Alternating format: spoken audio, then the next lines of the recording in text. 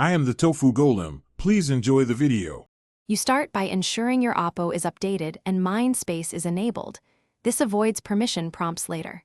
First, go to Settings and toggle Mindspace on under Apps or Experimental Labs, then grant storage and notification access.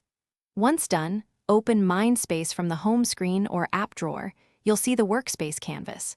You're not just launching an app, you're creating a focused zone. Make sure to allow shortcuts and floating window access so Mindspace can overlay when you need it. Next, create spaces inside Mindspace for each project or focus area. This keeps tasks separated and reduces clutter.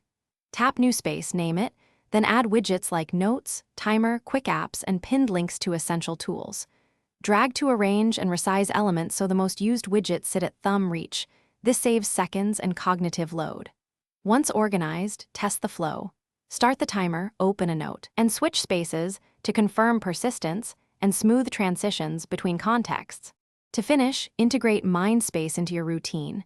Assign a gesture or floating shortcut for instant access, and always save or export critical notes. Once a session ends, close redundant widgets to keep performance snappy.